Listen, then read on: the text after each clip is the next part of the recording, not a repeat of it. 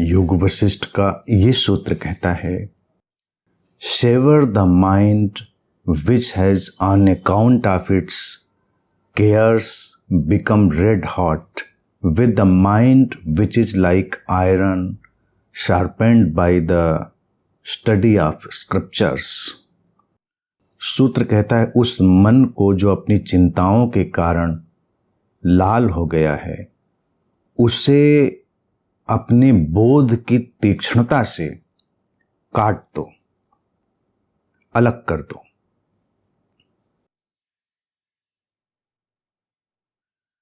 यहां पर सूत्र में शब्द उपयोग हुआ, शास्त्रों के अध्ययन से तीक्ष्ण हुआ मन एक धारदार लोहे की तरह हो गया है। और एक मन वो है जो हमारी कामनाओं, चिंताओं, उनके कारण लोहे जैसा गर्म हो गया है, उत्तप्त है। यहां पर शास्त्र की बात बड़ी सहजता से कह दी गई है, क्योंकि पहले शास्त्र का अध्ययन हो, गुरु के सानिध्य में बातें हों, सब कुछ को मान ही लिया जाता था कि व्यक्ति ने बड़ी सहजता से और उन्मुक्त मन से स्वीकार किया होगा। लेकिन अभी मैंने अनुवाद उसका कर दिया कि बोध के द्वारा, यानी कि बोध जरूरी नहीं शास्त्रों से ही आए, बोध तो सीधे जीवन के साक्षात्कार से भी आ सकता है। किसी व्यक्ति ने कोई शास्त्र ना पढ़ा हो तब भी उसके भीतर बोध की अग्नि जल सकती है, तीक्ष्णता, तीव्रता, इंटेंसिटी, पैनापन आ सकता है।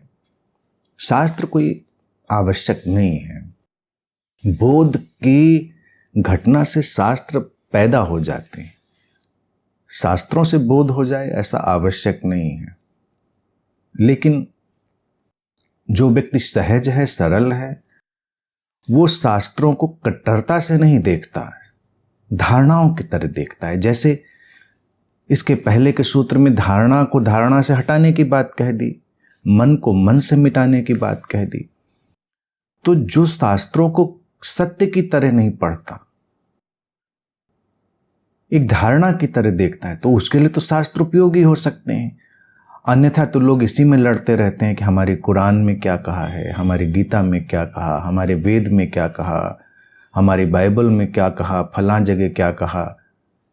उनको लगता है ये जो कह दिया गया है, ये जो लिख दिया गया है, ये अंतिम बात है। उसी में लोग लड़ते मरते रहते हैं।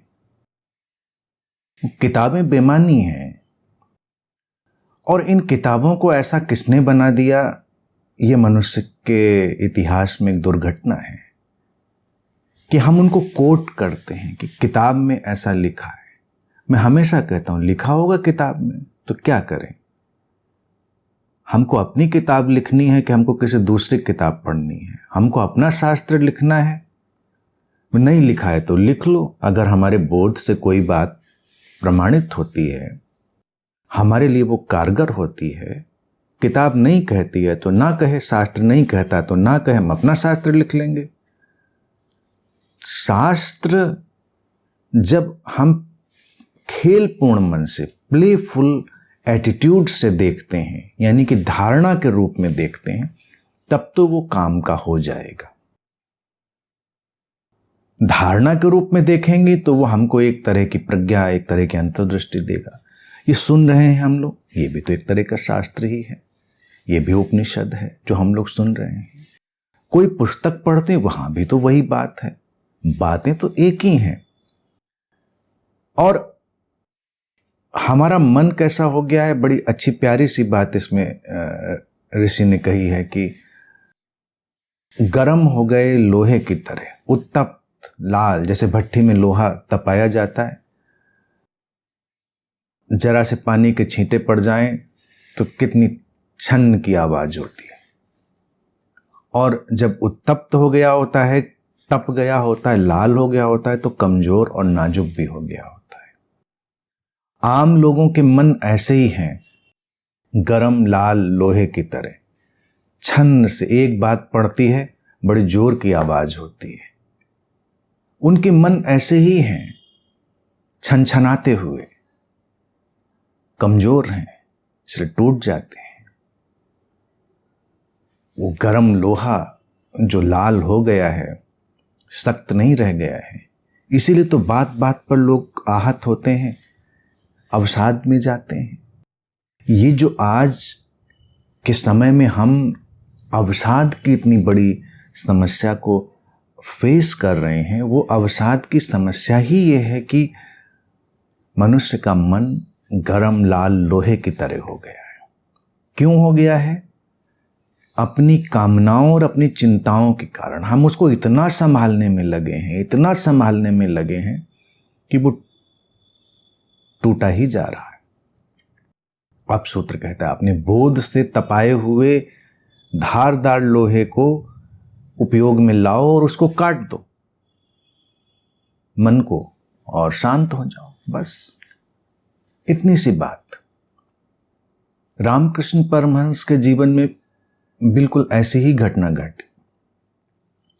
रामकृष्ण परमहंस ने भक्ति की भावना में, प्रेम की भावना में एक धारणा को पोषित किया, नर्चर किया, काली की अवधारणा।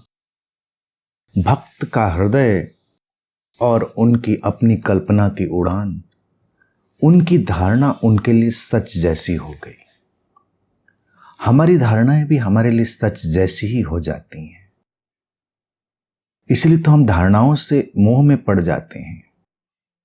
रामकृष्ण भी काली के मोह में पड़ गए। घटना कहती है कि रामकृष्ण तीक्ष्ण प्रतिभा के व्यक्ति थे। वो जान गए इस बात को कि वो अपनी ही धारणा में उलझ के रह गए हैं। उनके भीतर की जो पुकार थी, खोज थी कि कोई गुरु, कोई मार्गदर्शक उनको रास्ता दिखाए, तो अस्तित्व ने उसके प्रत्युत्तर में उनके पास एक गुरु को भेजा, तोतापुरी। तो कहते हैं कि तोतापुरी ने कहा रामकृष्ण से कि काली तुम्हारी समस्या है, इनको हटा दो, मिटा दो अपने भीतर से। एक तलवार उठाओ और उसको काट कर टुकड़ों में अलग कर दो। तो रामकृष्ण ने कहा कि कैसे, मैं वो तलवार कहां से लाऊंगा? तोतापुरी ने कहा, जहां से तुम काली को लाए हो। जिस धारणा वाले मन ने तुम्हारी काली को बना दिया है, उसी धारणा वाले मन से तलवार बनाओगे और काट दोगे। रामकृष्ण ऐसा कर पाए और धारणा मुक्त हो गए, समाधिस्थ हो गए। उसी को योग कहता निर्विकल्प समाधि। योग वशिष्ठ के सूत्र में ठीक वही बात कही जा रही जो तोतापुरी ने कही कि एक धारणा ही तो बनी है, तुम्हारे अपने मन के कारण तुमने उसको बनाया, और ये मन नाजुक है, गरम लोहे की तरह। और जब धारणाएं हमारी कामनाओं और हमारी जो संवेदनाएं हैं उनके कारण इस तरह की बन गई होती है, तो हमको प्रभावित भी बहुत करती है। क्योंकि गरम लोहा, उसको हम छू नहीं सकते। गरम तवा हो, रोटी पक जाती गरम तवे के ऊपर। तो हमारा मन उस गरम तवे की तरह, जिस पर हम पता नहीं कैसी कैसी ख्यालों की रोटियां पका डालते हैं, पका भी डालते हैं, जला भी डालते हैं। क्योंकि गरम तवा इस बात की चिंता थोड़ी करता है कि जो ख्यालों की रोटी पकेगी तो बस वहीं पर रुक जाएगी, ज़्यादा देर पड़ी रहेगी, जल जाएगी।